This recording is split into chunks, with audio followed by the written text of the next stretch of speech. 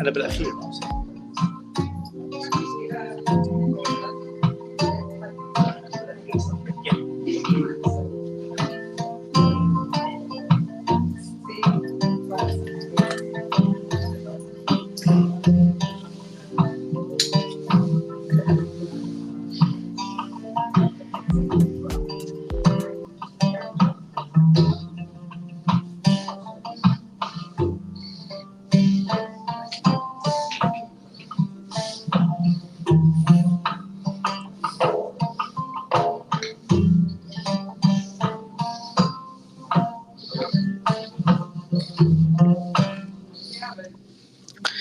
All right. Welcome to Dearborn Open Mic. I know there's a delay. I will start with the following land acknowledgement. We acknowledge that we are gathered on the ancestral lands of the Anishinaabe Nation. We recognize the crimes that were committed against the indigenous people of the land when it was colonized by European forces and bandits. We recognize the pain and betrayal the indigenous people have felt when the US government abrogated several treaties with the Indian tribes. We recognize their enduring connection to this territory and express respect for their resistance As immigrants to this land, now known as Michigan, we honor the histories and cultures of the indigenous people across all occupied lands, past and present, and pledge that we will stand with the oppressed and fight against occupation, ethnic cleansing, and genocide everywhere and every time till peace pervades earth. Welcome to Dearborn Open Mic, a program proudly brought to you by the Arab American Center for Culture and Arts, media covered by Dearborn Blog and hosted by the Center of Arab American Studies. DOME stands as an exceptional platform offering a unique space where individuals can congregate and freely express themselves. It serves as a veritable stage where creativity and diversity are not only celebrated, but also showcased. Dearborn Open Mic provides a warm and supportive environment for people from diverse backgrounds to share their stories, ideas, and talents, regardless of one's origin, native language, or profession, all embraced with open arms. Since its inception in 2017, Dearborn Open Mic has curated a rich tapestry of events, including poetry readings, storytelling sessions, live music performances, and open mics. These gatherings serve as a creative playground for artists to unveil their talents and connect with like-minded individuals. However, Dearborn Open Mic transcends mere expression. It fosters a vibrant community where people can come together, break down barriers, and celebrate diversity. It's a place where individuals discover a sense of belonging and unity, a safe haven for the exchange of ideas. It's important to note that nothing expressed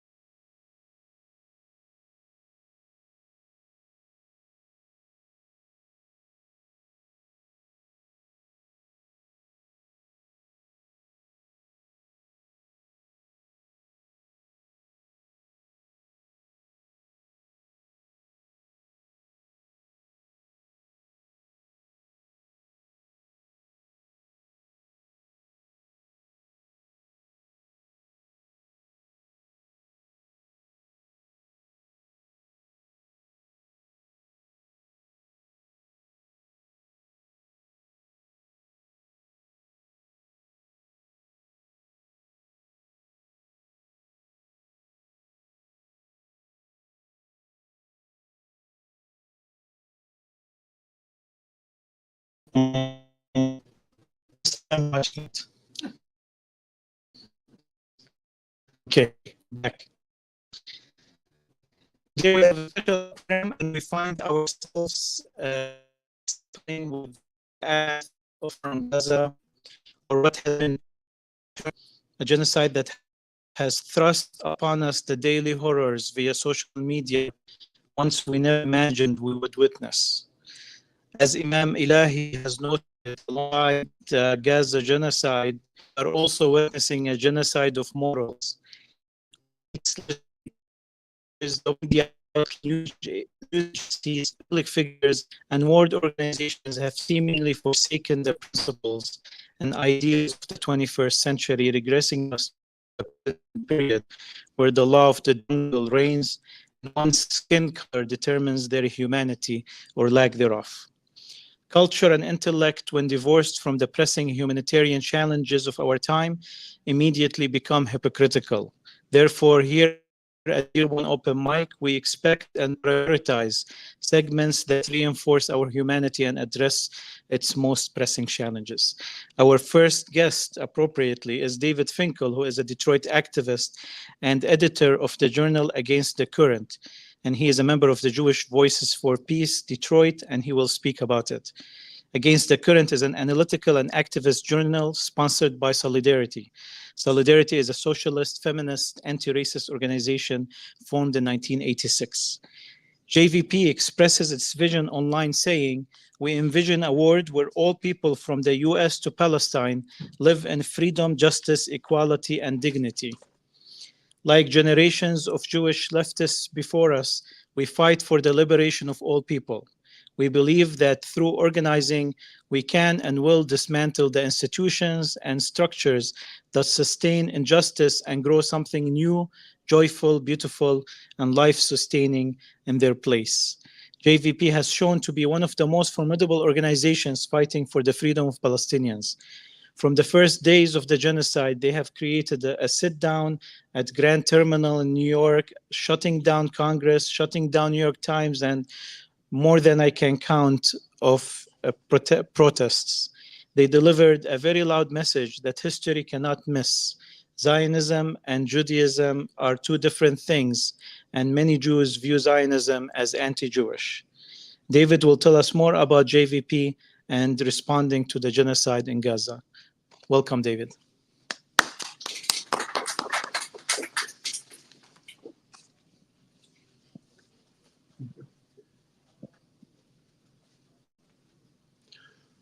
Well, thank you so much for the invitation. It's great to see everybody. Also great to see Christa from my neighborhood. And if you don't have her book, you need to get it. But I'm here representing the Detroit chapter of Jewish Voice for Peace. I'm very grateful for the invitation. You've heard something about JVP in the very generous introduction. JVP started out in California as a local group in, I believe, 1996.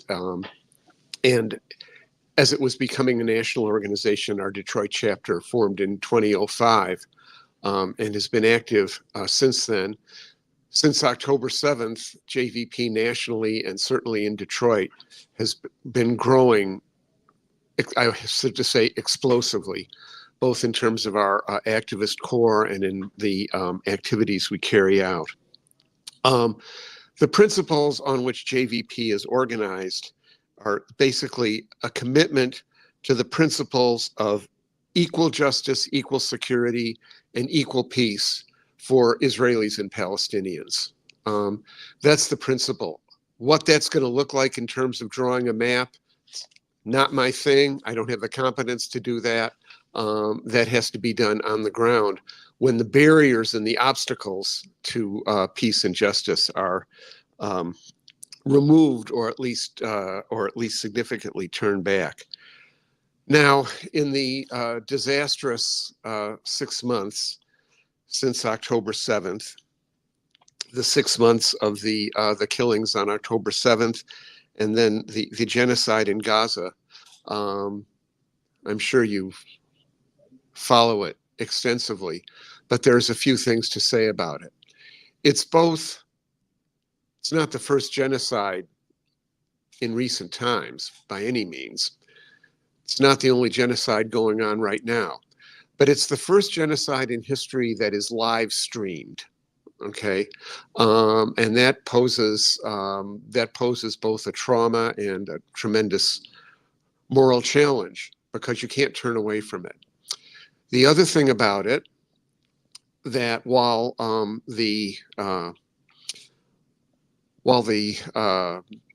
Palestine has undergone a whole series of historical disasters, this is the first fully joint U.S.-Israeli genocide. Okay, that is, the United States has been backing Israel more and more, especially since 1967. But in this case, the United States is a full and complete participant in what's going on. And for people who don't like the word genocide, and in some quarters it's considered, a terrible thing to say, treif, as you say in Hebrew, or haram in Arabic. The truth is that if you look at the United Nations Convention on the Prevention of Genocide, and you look at Article 2, there are 5 criteria for what constitutes genocide. That is the attempt to destroy in whole or part a national, religious, or ethnic, or some identifiable group. And you can see that 4 of the 5 correspond exactly to what Israel, with full U.S. support, is doing in Gaza. If you want to know what the 5th one is, The fifth one is kidnapping of children, okay? That's what Vladimir Putin has been indicted for by the International Criminal Court, but that's a separate thing. The other four criteria, and you can look them up, fully correspond to what's happening in Gaza. Now, as I'm sure you know, because when we talk about things like this, I believe we always have to start, we really have to start at home. We have to start with ourselves.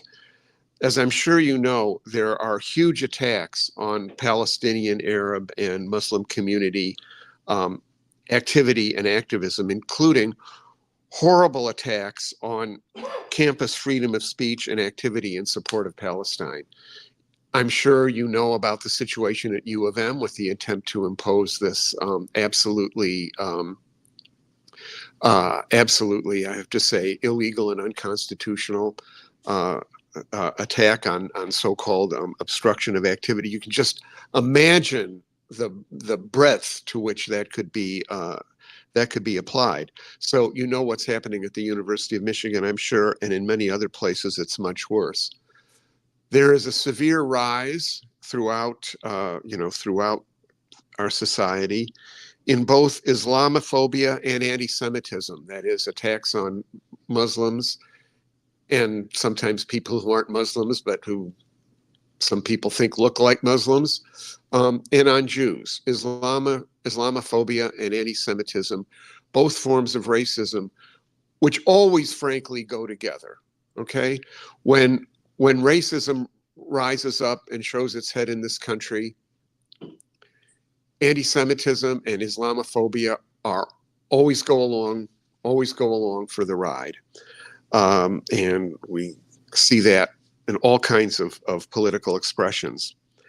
Now, as far as talking about Jewish Voice for Peace and what we do and the movement that we're a part of, one thing I like to say in Jewish Voice for Peace is that we plead guilty to the charge that the day of October 7th, on October 8th, we refuse to forget everything that we knew on October 6th. As many progressive folks in our Jewish community, in our churches, in progressive circles and so on, all of a sudden they forgot what they knew on October 6th. There for a long time had been a real degenerative spiral of violence against Palestinians, an escalation of violence in the West Bank. Gaza, since 2007, had been turned into what is often called the world's largest open-air prison. And there's a lot of truth to that. But I don't totally like that, because calling it an open-air prison tends to hide from us the fact that it's also a society with families, with institutions, with a medical care system, with universities, and other kinds of social service institutions built up by people in Gaza under very difficult and trying circumstances. And that has now been destroyed, physically destroyed, socially destroyed, reduced to famine. We refuse to forget what we knew on October 6th, that this was all building up.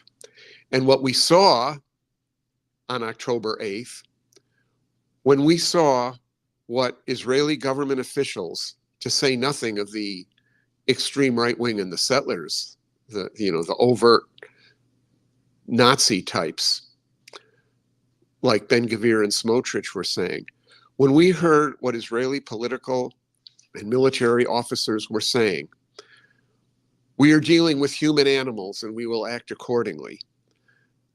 There are no innocent civilians in Gaza. We will block everything. Nothing will get in, nothing will go out. No food, no electricity, no water. Okay? When we heard them say those things, we knew what it meant.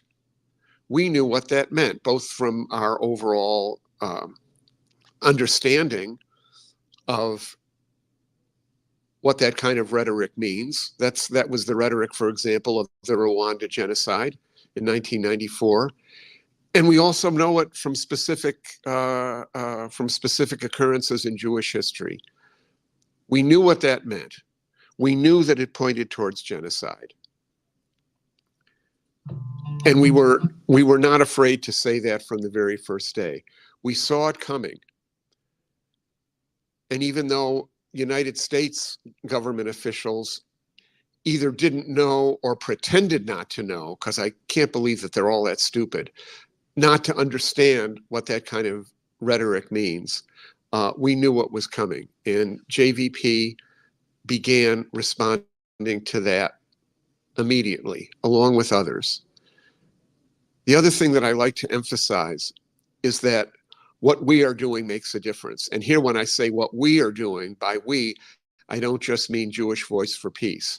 I mean the entire movement, mass outcry in this country and globally, demanding an immediate ceasefire. There are other Jewish groups like If Not Now. There are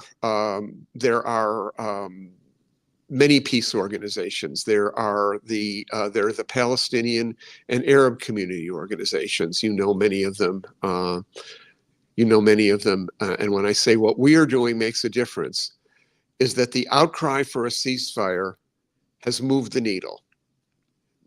Not nearly enough and not nearly fast enough. But we are not just crying in the wilderness. And I like to emphasize that because it often seems that the situation is hopeless. When we demand an immediate ceasefire, that doesn't mean that a ceasefire would solve the fundamental problems, which I don't think I need to elaborate on here. But this war is not solving any fundamental problems. This war is making everything worse. This, quite frankly, is not a war that Gaza or Palestine can win. That doesn't necessarily mean that Israel will win. There are wars that nobody wins. You can go in a different context to the Iran-Iraq War of the 1980s. Terribly destructive wars for both societies. Nobody won. What's happening in Israel is something that's also important to pay attention to, because there has been a political crisis in Israel. It is now resurfacing. What's driving this war is not only the long-term aim of the Zionist movement to basically eradicate Palestinian life. It's also driven by the short-term needs of the Netanyahu coalition to hold itself together. Because if that coalition falls, Netanyahu goes on trial and probably goes to jail. So he needs to be in power in order to keep himself from being prosecuted and imprisoned. If that sounds vaguely familiar to something that might be going on here, well, you can draw your own conclusions. But it's driven by all of that. And the destruction of Gaza is beyond belief. But also inside Israel, that political crisis is resurfacing. And I believe that it is likely to take on a violent form, because one of the far-right Israeli government ministers, you may know his name, Itamar Ben-Gvir, who's in charge of the West Bank settlers, he has handed out thousands of automatic rifles to the settlers. Those are being used, and this goes under the radar screen. It's not covered nearly enough. These are being used on Palestinian villagers, 16 of which have already been basically forced to, abandon their villages in the West Bank. And as the crisis in Israel polarizes, it will be used in Israel's internal conflicts as well. So the situation is very extreme, and I'm not even getting into here. I'm deliberately leaving out the camp with Israel and Iran. If we want to talk about that, we can get it into the discussion. But even without that, the situation is desperate, almost beyond description. I think you all know that, and that is what we are attempting to respond to. Thanks. Thank you, David. Can we take a couple of questions? Any questions from the audience? I have a question first, David. As far as the Jewish community, is there any statistic on how diverse are the opinions within it regarding the war? Well, yes, and I have to say, when you talk about the Jewish community in the United States, it is quite diverse, and there's left, center, and right. But what's happening in Jewish public opinion, in Jewish opinion, is not something separate from what is happening in the United States as a whole. Okay, there is majority sentiment in this country among the general population for a ceasefire. Within the Democratic Party voting base, that sentiment is overwhelming. And the Jewish community is not the Jewish community is not something separate from that. Of course, there's a polarization. Okay, there are forces in the Jewish community who think that Israel should, quote, finish the job. Okay, and you actually hear that more from the extreme fundamentalist Christian, evangelical Christian sector than you do from Jews. Although that sentiment does exist. But I would say by now that there is probably, and I don't have immediate polling figures. I think there is a majority Jewish opinion in this country that wants this thing to end. Okay, even though it's not clear and is in favor of stopping the bloodshed and bringing it to an end. Although I think it's fair to say that people are very conflicted and confused as to how to do that. Thank you. Any other question? So, is this mic on, or should I just project my voice? Okay. No, it's just for the. Okay.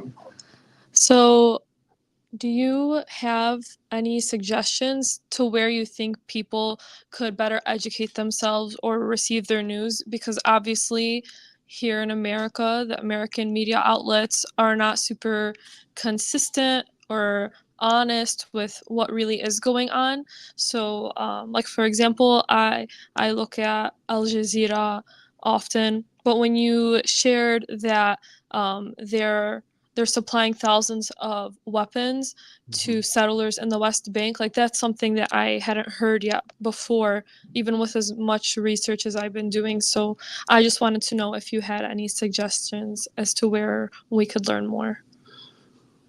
Right. Well, of course, Al Jazeera is good, which is why the Israeli government has banned it in Israel.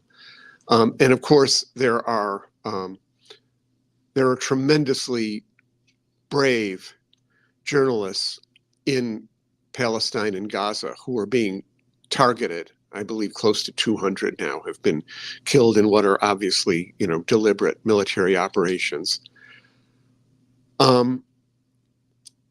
There's an Israeli online magazine called Plus 972. 972 that's their television, that's their telephone code. That's why you look up Plus 972. They have a lot of coverage. Okay. In terms of regular media, I do listen to the BBC World Service News Hour. You get better coverage on BBC than you do on most American media. I'm not up watching TV late at night, but I understand that late at night, like after midnight, CNN International does a lot of good coverage. Okay, that you don't see, that you don't really see. I'm really struck when I look at cable news. I mean, they're occasionally, for example, look at MSNBC. Occasionally, they do some very striking reporting, but they're heavy hitters like Lawrence O'Donnell. if you want to go to a total Gaza-free and Palestine-free zone, just watch them from 10 to 11. You'll be amazed. You'll get all the updates on the Trump trial, and you'll get the infomercial for whatever Democratic candidate is running for whatever. But you will never see anything. Okay, so that's, and of course, MSNBC got rid of Mehdi Hassan, who was their most powerful pro-Palestinian voice. So you're right about the media. But look at Plus 972, look at Al Jazeera, look at Jadalia. And I also subscribe to Haaretz, which gives you a pretty good picture of the disastrous state of Israeli politics if you want to get if you want to get deep into those weeds. Thank you. We can take one more question. Yes. So I know Jewish Voice for Peace is really working hard to kind of challenge the conflation of criticism of Israeli policy and Anti-Semitism. Anti-Semitism. Thank you.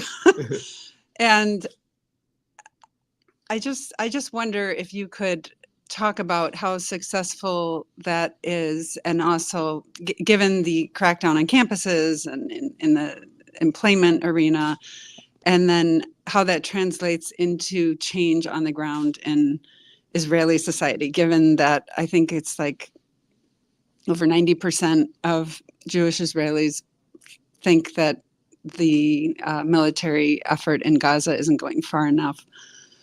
So how do we translate the incredible work that the Jewish community is doing here and allies to change on the ground in Israeli society? Okay, well, there were a couple of folks here from a group in Israel called Standing Together, which is a group of, it consists of both Jewish Israelis and Palestinian citizens of Israel, what are called sometimes the 48 Palestinians, and they work together to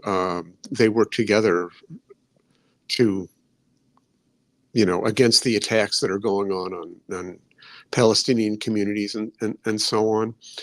And I asked them, what is it that Jewish Israeli citizens see in their media? If they get their news from TV and they don't read Plus 972 and Haaretz and things like that. And the answer was, they get their news from TV and they don't see what's going on in Gaza. They see, the brave IDF soldiers. They don't see what's happening in Gaza. That will break through. That's not something we can really do, but it will break through, okay? There are very good journalists in Israel, both Palestinian and Jewish journalists. People like Amira Haas, Gideon Levy. But in terms of anti-Semitism and this conflation that you're talking about, one of the weapons that the Israel apologists and the Zionist movement use is a document called from something called the International Holocaust Remembrance Alliance, talking about what anti-Semitism is. And it says, of course, many of the right things, contempt for Jews as a people, as a race, all that kind of thing. And then it says, denial of the right of Jewish self-determination. Well, this is completely false, because while there is certainly an Israeli Jewish nation, the Jews of the world are not a collective political entity, not a nation, okay? So this is weaponizing the charge of anti-Semitism in order to make it practically illegal to criticize, let alone condemn, Zionism as an Israeli, as a Jewish supremacist force. there is an alternative, a document written specifically as an alternative to the IHRA, which you can look up. It's called the Jerusalem Declaration. And it's much more solid. It's not necessarily perfect, but it's much more solid. So I suggest using that as a counter. As to what's going to influence Israel, you know, eventually the truth has a way of getting through. Israeli propagandists, Israeli officials already know, and they knew this before October 7th, okay? They said openly, our main support in the United States does not come from the Jewish community. Our main support comes from the right-wing evangelical Christian community, okay? They were saying that before October 7th. And I do happen to listen to one particular Christian Zionist outlet, and boy, I mean, don't get me started on that. But that's been the case for quite some time. So, Thank you. Thanks so much. Thank you, Dave, and thank you for the Jewish Voiceful piece. I'm going to skip some of the recordings we have just for the sake of time. I'm going to go to Nisreen, who is a local poet. She has a new poem for us that she's going to premiere today.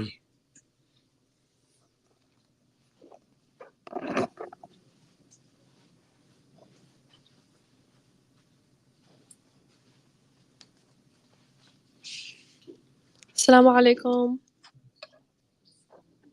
So I still don't have a decided title for this poem, but it's done, it's complete, it's just ready to be heard by all of you today.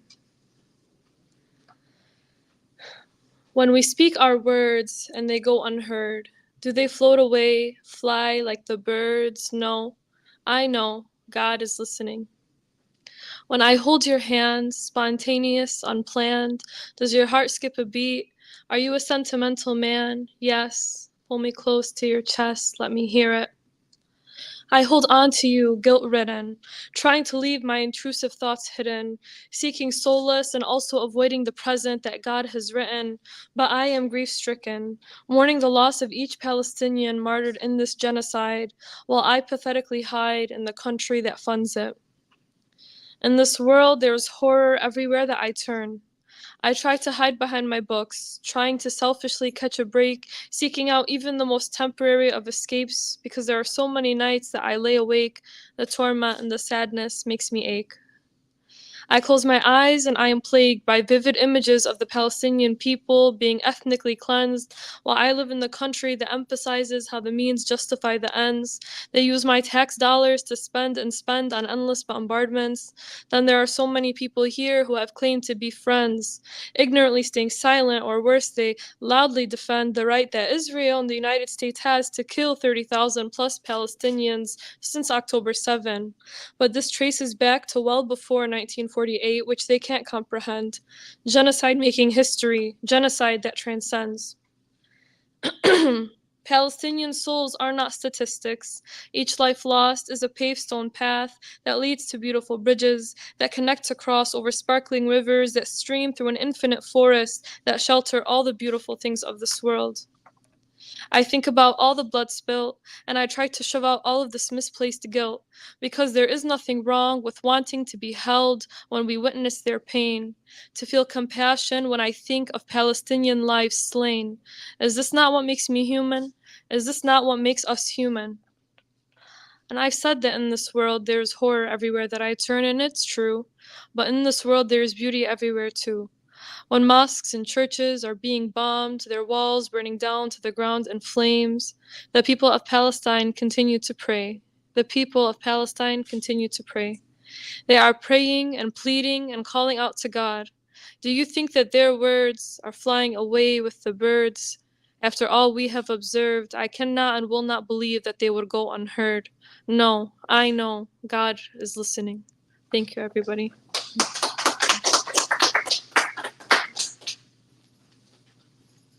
Thank you, Nisreen.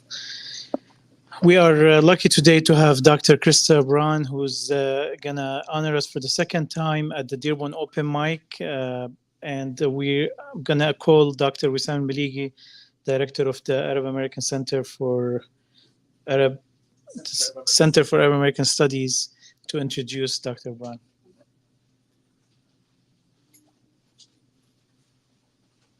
Hello, everyone, and thank you so much for joining us.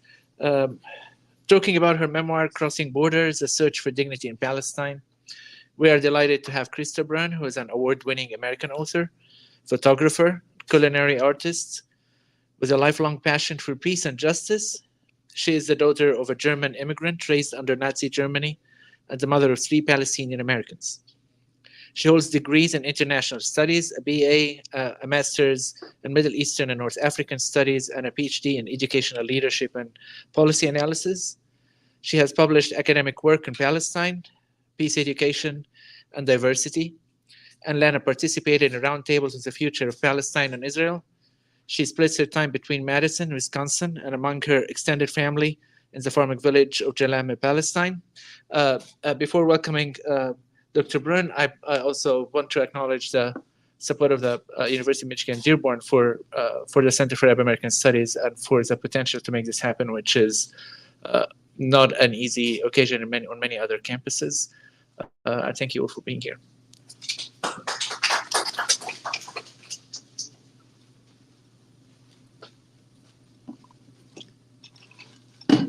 Hey everyone, good to be back. This is some tatris.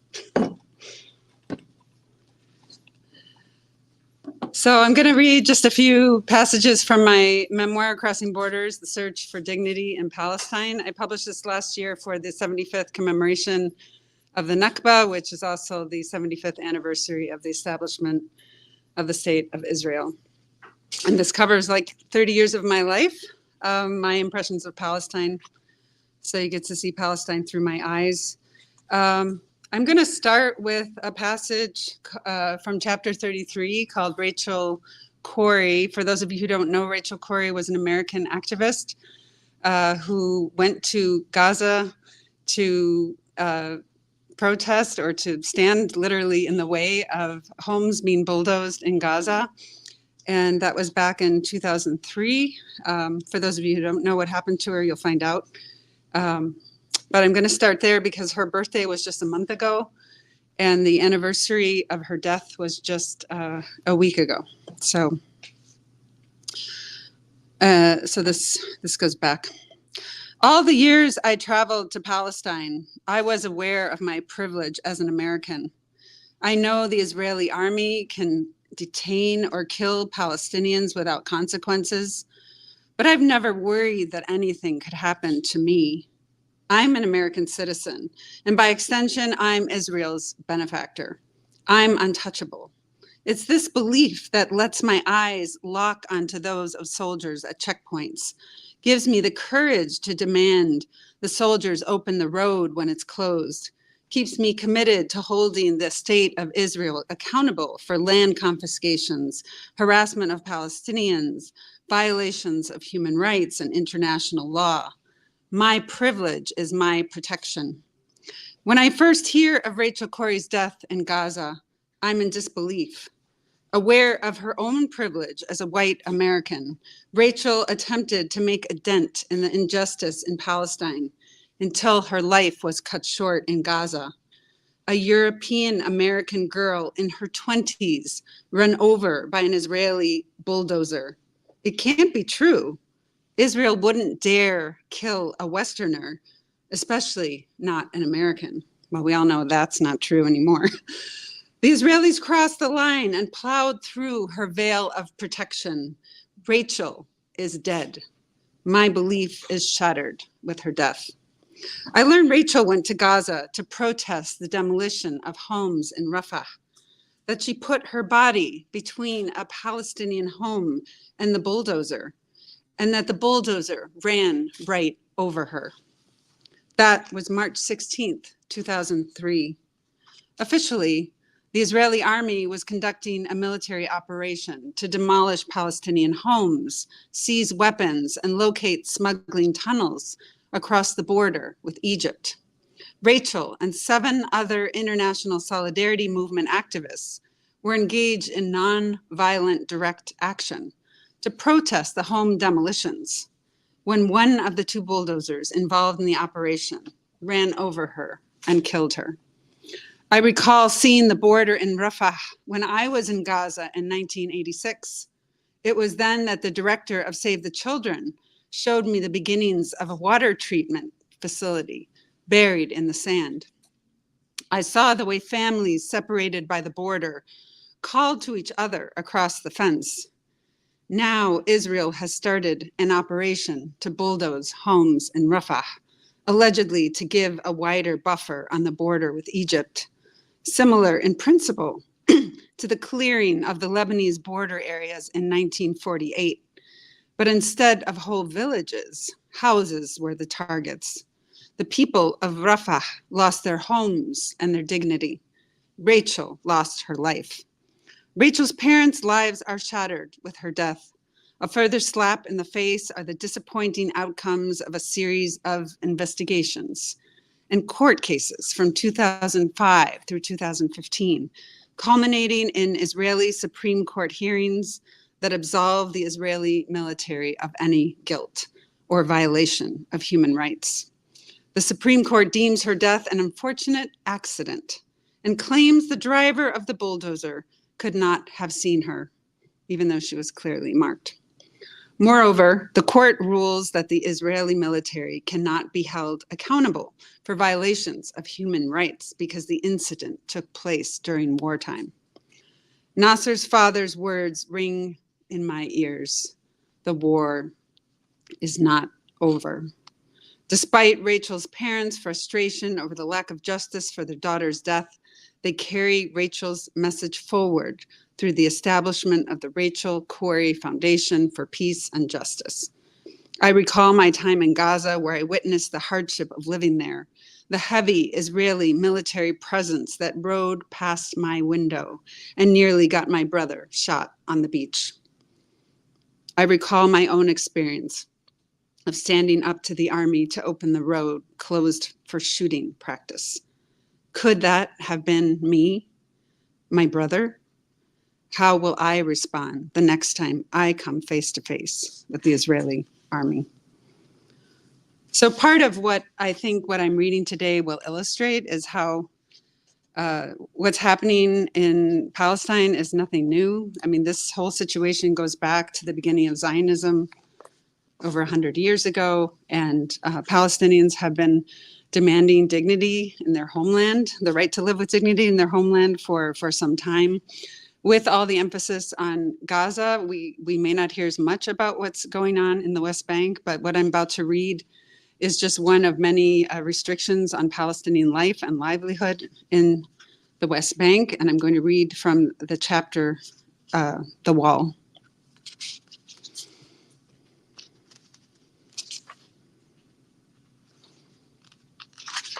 I think I'm going to skip forward. Sometimes people ask me, Palestine, where is that? I always respond with a question. Do you know where Israel is? They always provide the same answer. Yes, of course. Well, then you know where Palestine is. Palestine is Israel. Israel is Palestine. True and so far from the truth, one and the same and yet as different as night and day. When does night become day and day become night? Where are the borders in time and space between them? What do you call a place with two names, two peoples, two histories, two languages, many cultures and world religions? I'm heartbroken to have those wall segments imprinted on my memory. I've just witnessed the wall being built in front of me. I wonder how many years until those trucks will load the segments back up and take them away to be ground up to make roads, roads that connect the land, not divide it. Will I get to see the wall come down? Will I get to remember both its construction and destruction? I'm tired of checkpoints. It's one thing to cross them as a college student in Berlin, young, optimistic, full of energy and promise. Now I'm tired. I don't want to stand in lines and breathe in the frustration of people unable to get where they need to go. Witness the self-righteousness of border guards hiding behind uniforms and M16s. I don't want to wonder when the next clashes between Palestinian youth and Israeli soldiers will break out. I don't want to keep hearing about death and detention. I don't want to witness any more bombings in Gaza, land confiscations, or closed areas. I don't want to stare at olive trees through barbed wire, calling to their owners to trim the branches and harvest their fruit. Those trees that now lie on the other side of the wall must be lonely that their owners are only allowed to visit them twice a year, once to trim, only once, and once to harvest in a hurried fashion. No lingering to sit beneath their branches. What is so dangerous about caring for trees? Like inmates in a high security prison, these trees stand behind the wall and fences, guarded by soldiers and M16s who are careful not to let the farmers linger too long, lest they have the chance to speak to their trees that hold wisdom and secrets in their roots, that empower, having lived for generations. They know of other times come and gone. They give hope and promise to a different tomorrow. They remind the farmers not to give up, that one day they will again share the same space. Until then, fear contaminates the earth, the air, and the eyes. Everyone is squinting, wondering what will happen next, trying to make sense out of senselessness. My head feels like it will explode. No matter how bad things are, I can't stomach a wall. It gets in the way. It blocks my view. It makes life hell on earth. I want to stand in the middle of the road, get in the way of the wall, block its path, rewrite history, prevent it from being written in this way. I know when Palestinians tried to stand in its way, they were shot or thrown in jail. No wonder people are minding their own business, as if just another building is going up to hold offices or apartments. Everyone is walking by without looking, but they know it's there. They can feel its path as if it's emerging from the earth rather than being shoved into place. They know one day they will fight it, but not today. Today, they have to go to the market, to work, to the doctor, and get their children off to school. But someday, they will tear down that wall, just as the Germans, east and west, tore down the Berlin Wall. One day, the Palestinians, and maybe even the Israelis, will know that day has come, where they will look at it, face it, and destroy it. No one knows what will come once the dust settles, but something else will emerge in its place. Like after a forest fire, plants reemerge, but the landscape is forever changed. New realities will creep over old ones and take shape, inviting us all to begin again.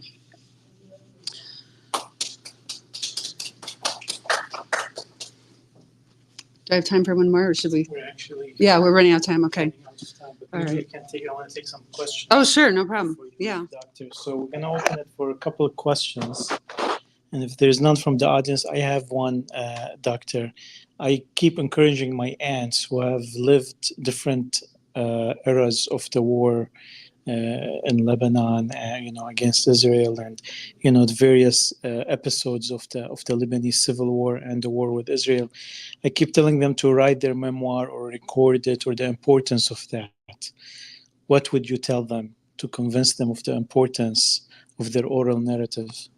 Well, I think storytelling is the most powerful instrument of change.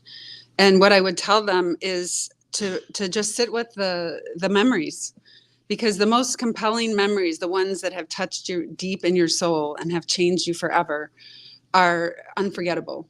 And they're the ones that if you share them, they allow other people to experience what you experienced.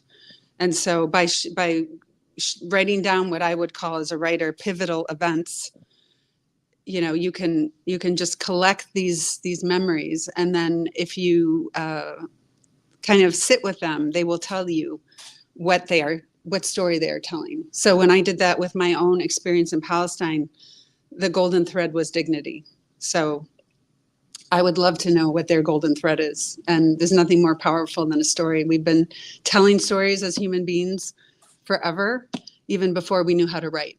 And those are the things that allow us to know who we are, share, you know, build on our past and dream of a future where we can all live with dignity. In case of my story, so that's what I would tell them. Just also tell us where we can buy your book. I have some copies tonight. If you want to buy one, I'm happy to sign it. Otherwise, it's available anywhere books are sold. Okay. Thank you, Dr. Sure. Thank you.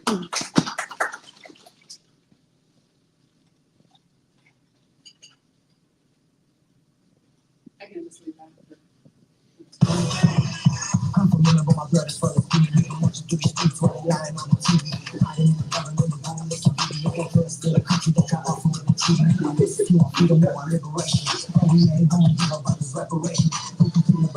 This is the way we're going to introduce Esa.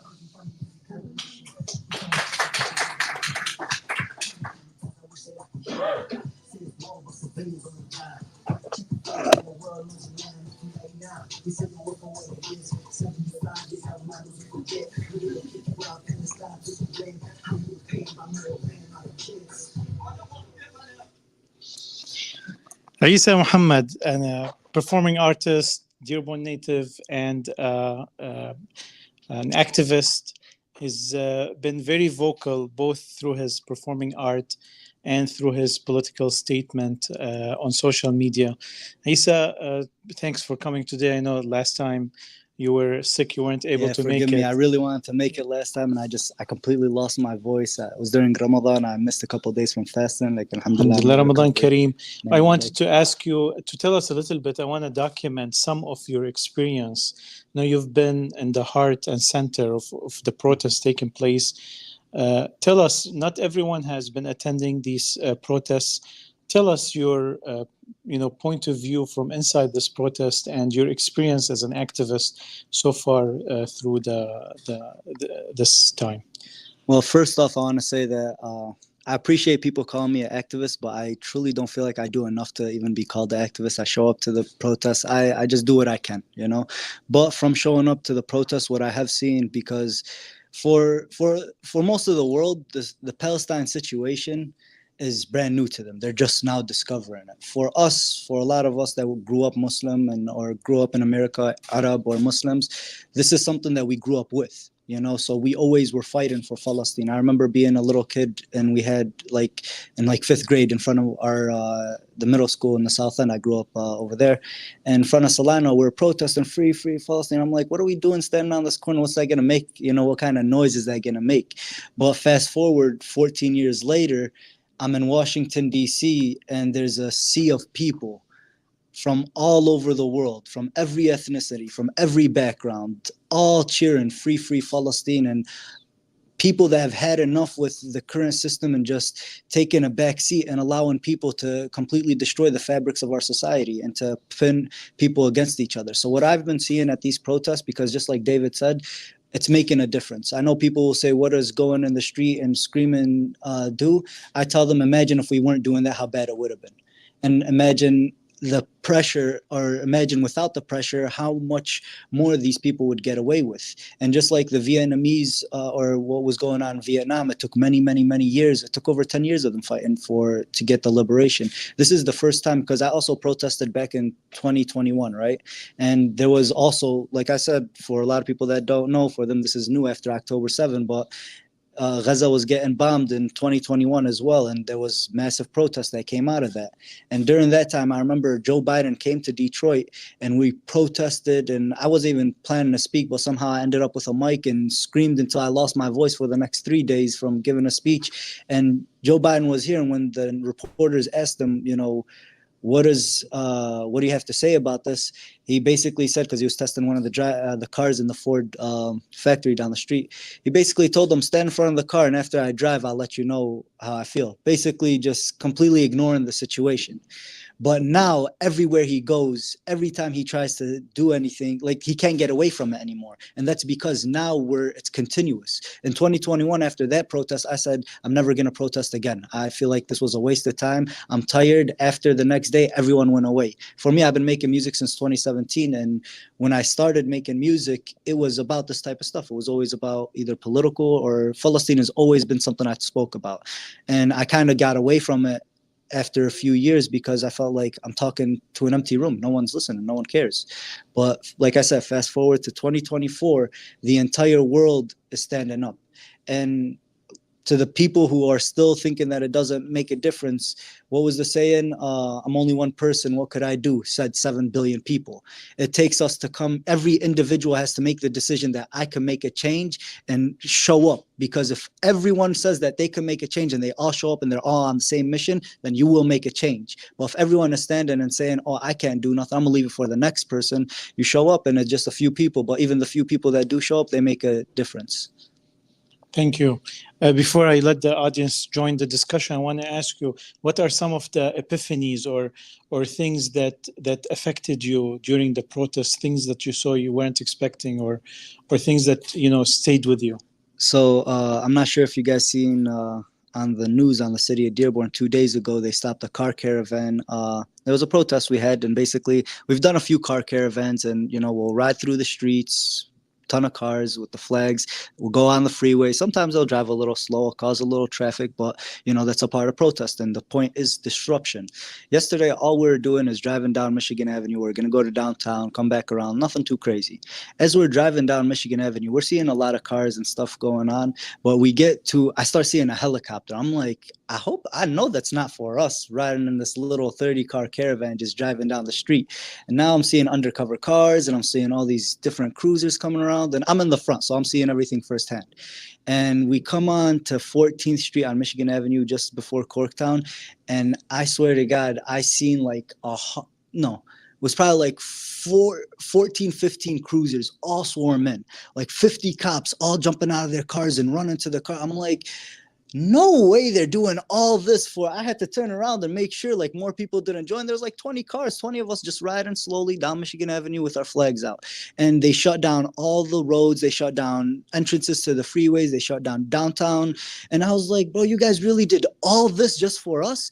At that point, I was honored. I was like, go ahead and arrest me. Make sure you guys get some good pictures, Thankfully, I didn't get arrested. Alhamdulillah. There was a few other people that did get arrested. They gave everybody tickets. They gave me a ticket basically they said blocking a lane and using an electronic while on my phone. So in my head, like the epiphany that I had is these people are really, really dedicated to completely silencing us and completely stopping us. And they're so scared that this little group of people just driving peacefully, had them bring out the entire police force, fuel a helicopter. How much of our tax dollars got used for them to fuel that helicopter, for them to just drive over and watch us? All this, it's crazy, because the people that call for peace are the people that are being subjected to the most aggression.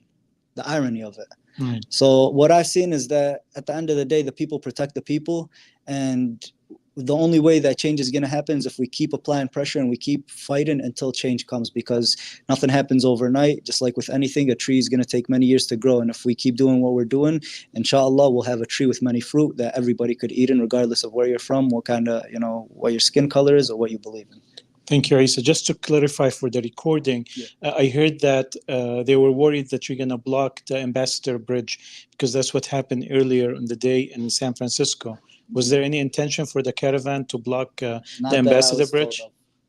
Well, you're the leading car, so. I was the leading car, but they just told me that to be in front. Right.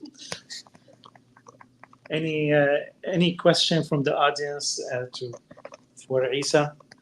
Comments? Okay, Esa, one more thing. I'm sure you were either came young or you were born in the United States. Yeah.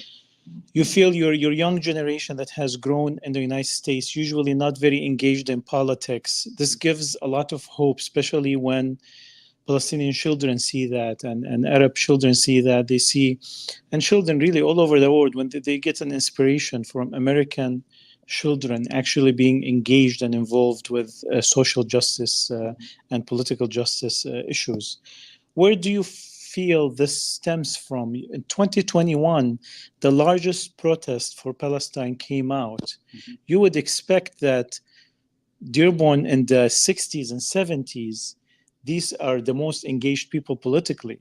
But surprisingly, the youngest generation is the most engaged and coming out in droves for Palestine. What does this tell you? How do you reflect this message?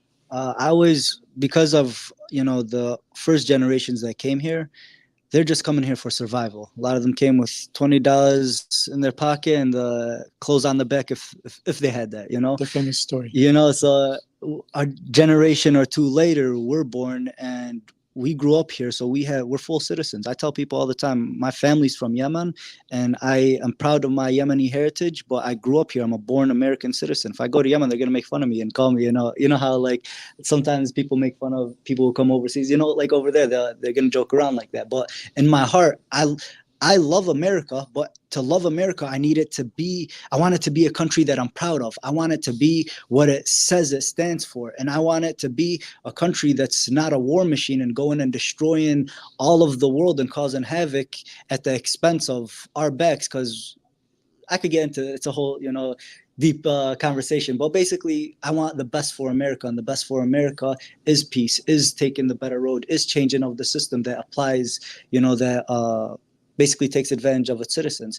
And our generation is a generation that's more connected more than ever. We have our phones, we have more resources to knowledge and history and really being able to do the homework to know what's going on. And we're mad because at the end of the day, the last generation didn't do a good job taking care of America, and all this colonialism and all this war and the military industrial complex is done a number of on our society, and our generation is the one that's paying for it. So now they're making an economy full of young, angry people that have nothing but time now to protest and make stuff happen. Is going to make stuff happen. Thank you. And I'm sorry if I'm all over the place with these. No answers, problem. No, amazing.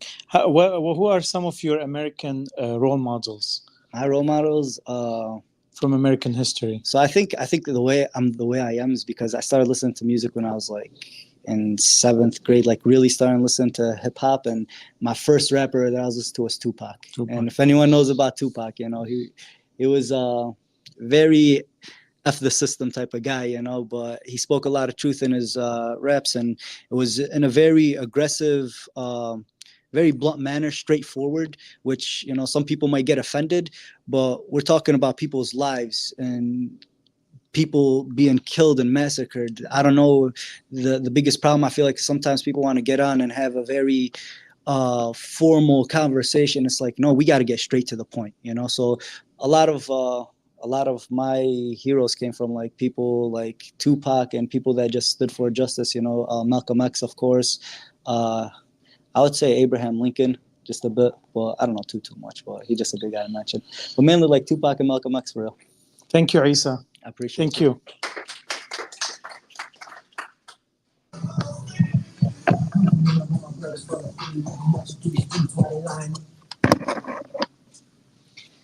All right, we have, last but not least, we're gonna end with a very special segment by Dr. Morhaf Al Achkar, who currently works at Wayne State University. He's a performer. He's going to perform a song for us and actually sing, also involves singing. So I think this is, we hope that this is not the last time and that you will be a returning visitor to the Dearborn Open Mic. Thank you. Help you with that.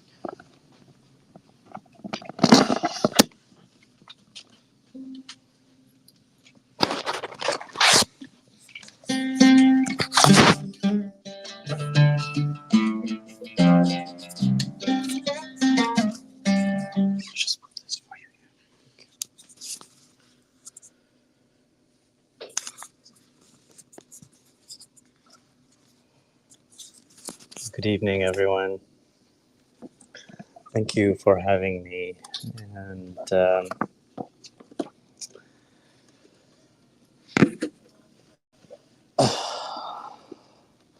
it's hard to follow the earlier talks, and it's hard to introduce my songs either. It's hard to introduce my songs as well. So I will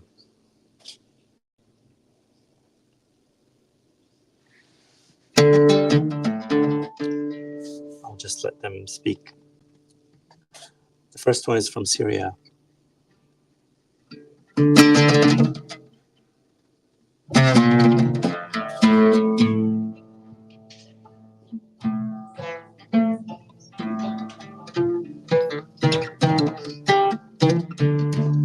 I like that one actually.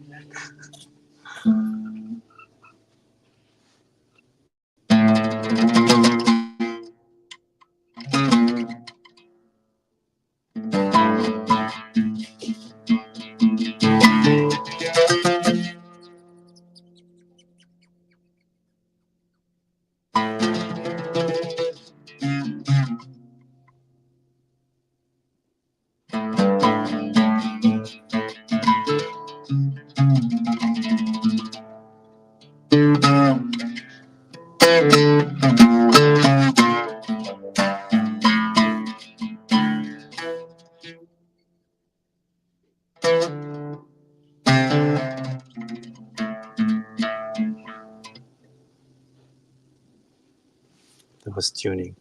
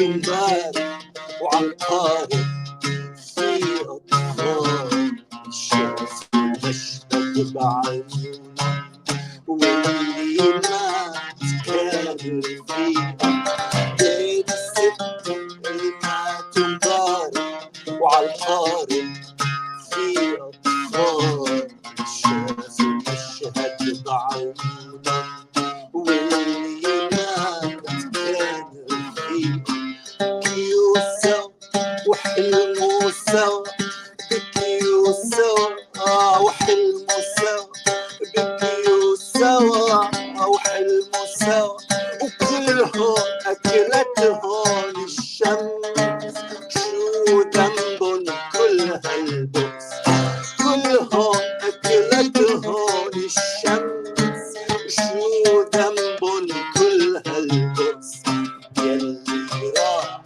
شاف صورهم والخيال يلي راح شاف صورهم والخيال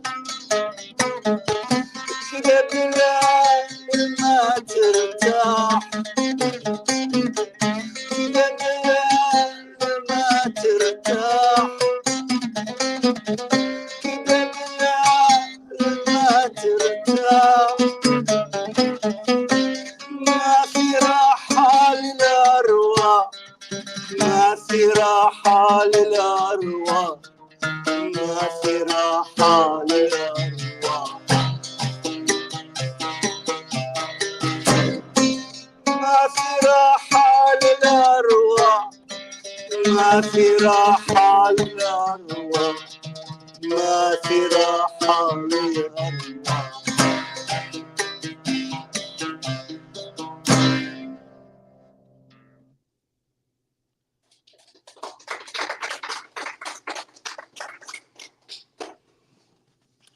Next song is for شيرين أبو عاقلة.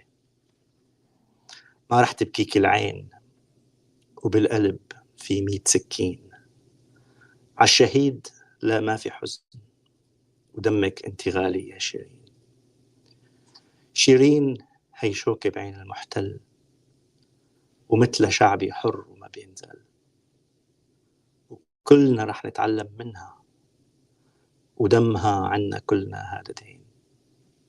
فلسطين حرة ورح تبقى حرة ورح تبقى الأهل القدس وجنين والمحتل من أرضي يطلع برا وروحي تفدي دمها لشيرين وروحي تفدي شعبها لشيرين.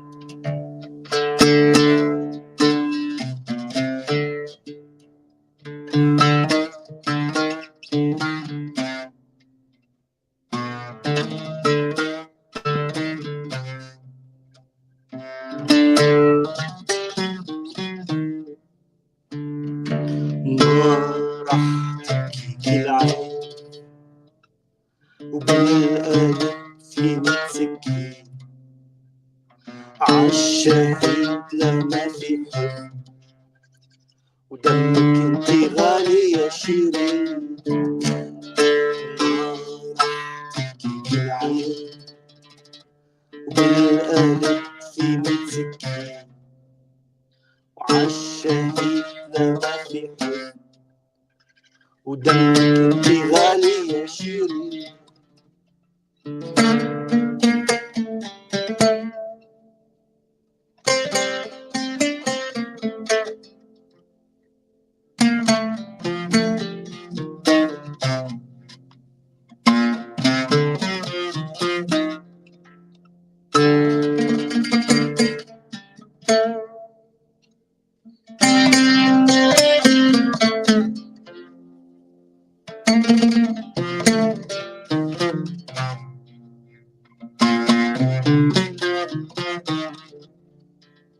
شيرين هيشوك بعين المحتل ومثل شعبي حر وما بينزل كلنا رح نتعلم منها ودمها كلنا عنا صدق شيرين هيشوك بعين المحتل ومثل شعبي حر وما بينزل وكلنا رح نتعلم منها دمها عنا كلنا هدادي شيرين هيشوك بعين المحتل ومثل شعبي حر وما بينزل وكلنا رح نتعلم منها ودمها عنا كلنا هدادي ما رح تبكي العين بالقلب في 100 سكين عالشهيد لا ما في حب ودمك انتي غالي يا شيرين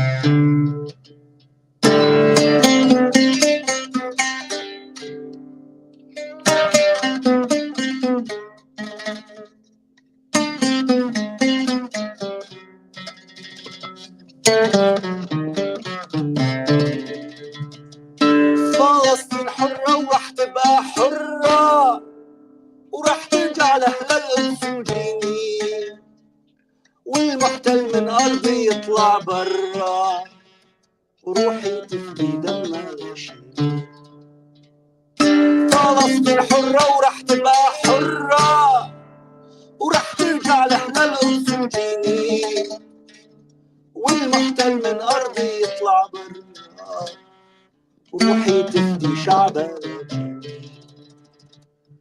ما رح تبكي العين وبالقلب في 100 سكين عالشهيد لا ما في حزن ودمك انتي غالي يا شيرين ودمك انتي غالي يا شيرين ودمك انتي غالي يا شيرين